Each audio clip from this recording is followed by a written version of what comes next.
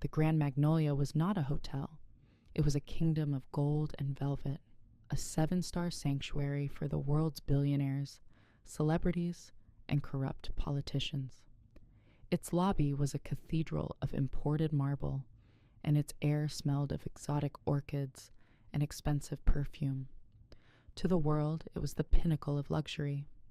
To Elias, who stood behind the polished mahogany concierge desk for 12 hours a day, it was a theater of cruelty. Elias was the perfect concierge.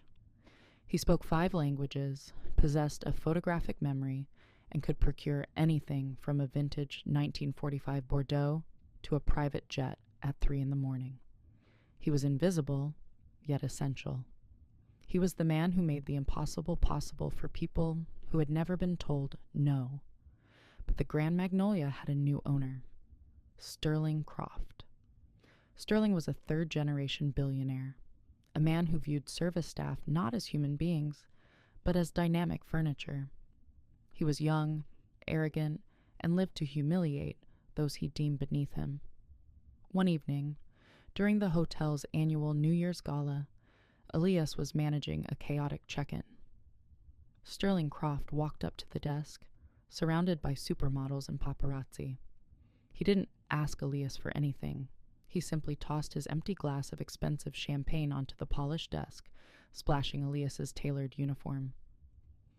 "You missed a spot, worker," Sterling sneered, loud enough for the entire lobby to hear.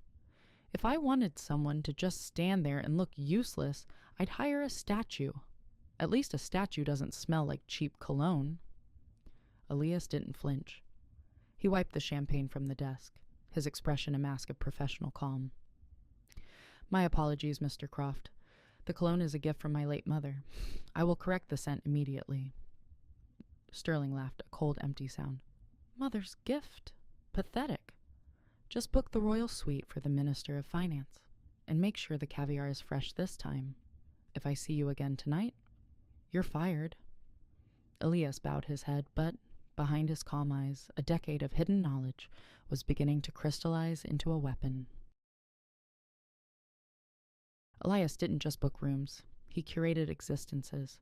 He knew which CEO used the hotel to meet their secret lover. He knew which politician received donations in the spa's private suite. He knew which celebrity used the high-limit gaming room to launder money. The Grand Magnolia was a palace of discretion, but Elias was its shadow. He had spent years subtly mirroring the hotel's main server, building a private off-grid database he called the Ledger. Every deleted security camera recording, every encrypted email, every forgotten guest folio, it was all there. Sterling Croft thought the hotel was his. He didn't realize that a hotel is not made of gold. It is made of secrets. The Grand Magnolia was preparing for its most important event, the Global Investment Summit. Every suite was booked. Sterling Croft was counting on this event to secure a multi-billion-dollar partnership that would make him the richest man in the city. He needed absolute perfection. Elias saw his moment. For months he had been subtly altering the hotel's internal system. It started small. A VIP's dietary restriction was accidentally changed from vegan to carnivore. A high-security room's lock code was synchronized with another room's keycard. The valet system was set to release all cars at the exact same time. It was a symphony of micro-disruptions. But Elias was waiting for the final movement. The Sovereign Suite was booked for Marcus Thorne, the head of the International Monetary Fund, the man Sterling Croft needed to impress. Elias knew Marcus Thorne had a secret obsession: high stakes, illegal underground poker, and Sterling Croft had built a secret room in the hotel specifically to accommodate this, away from the prying eyes of the law. Elias had been subtly manipulating the security feeds for that room for weeks. He hadn't disabled them. He had simply set them to record and save all footage to his off-grid ledger. He had also engineered a network backdoor that, at a precise time, would stream this footage directly to the city's major news networks and the IMF's legal department. The night of the Global Investment Summit arrived. The hotel was a fortress. The lobby buzzed with the world's most powerful people. Sterling Croft was in the Grand Magnolia's control room, looking at the screens, convinced of his absolute control. Elias, Sterling crackled over the radio, his voice sharp. The IMF delegation is in the sovereign suite. Everything must be flawless. Do you understand? Everything is according to plan, Mr. Croft? Elias replied, standing behind his desk. He adjusted his cufflink, which contained a tiny transmitter synced to his ledger. At 10 p.m., Elias initiated the sequence. First, the entire hotel's main network appeared to crash. It didn't stop the summit, but it created an instant controlled panic in the control room. The security cameras froze. The room service order system showed all orders as delivered. The valet app displayed a mass recall. Sterling Croft's radio went silent. He scrambled to get the system back online, unaware that it was all a digital mirage. Elias, calm and efficient, began to personally guide the most powerful guests to their suites, using the manual master key system he had ensured was the only one functioning. He guided the city's chief of police and the IMF's legal counsel not to their assigned suites, but directly to the high security door of Sterling Croft's secret poker room. Elias had engineered a temporary flaw in the lock that allowed it to be opened with any VIP card. Elias smiled at the police chief. My apologies for the network glitch, Chief. I believe your suite is just beyond this door. It requires a MasterCard, but since the system is down, any VIP card will do. The police chief slid his card. The door clicked open.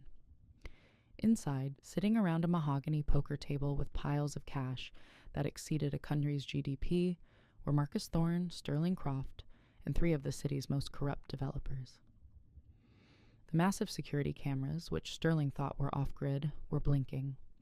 Above them, a digital screen Elias had hacked displayed a live account of the cash on the table, along with text, IMF Poker Night, funded by Sterling Croft.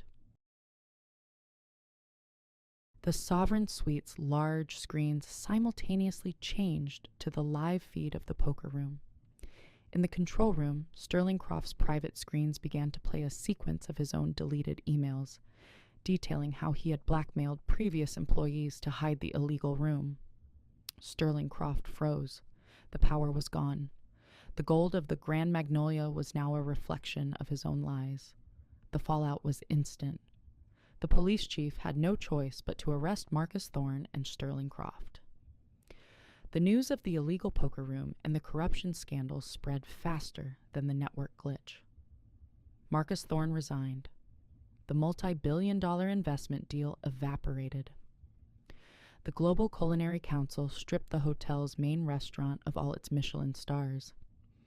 L'Empire, Sterling's pride and joy, lost its stars, but a new name had appeared at the top of the Global Hospitality Guide, a name that was now trending worldwide: the Hearth.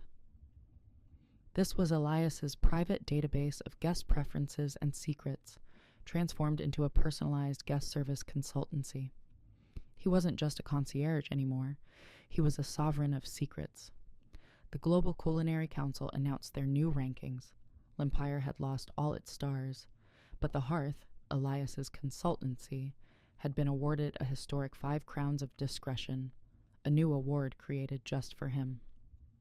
2 weeks later, Elias stood on the steps of the now rebranded Magnolia residences. He wasn't wearing a uniform. He was wearing a tailored Italian suit. He stood on the steps of the very hotel he had worked in as a laborer, now transformed into luxury apartments, and Elias was its sovereign. A young journalist approached him. Mr. Elias, how does it feel to be the emperor of discretion for the world's elite? Elias looked at his hands, no longer rough from handling bags, but still marked by the invisible scars of humiliation.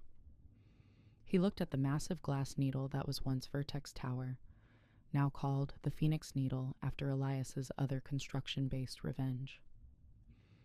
I didn't build this to be the most expensive, Elias said, looking out over the city. I built it to be the most honest. Sterling Croft thought a hotel was about the silhouette and the skyline. He was wrong.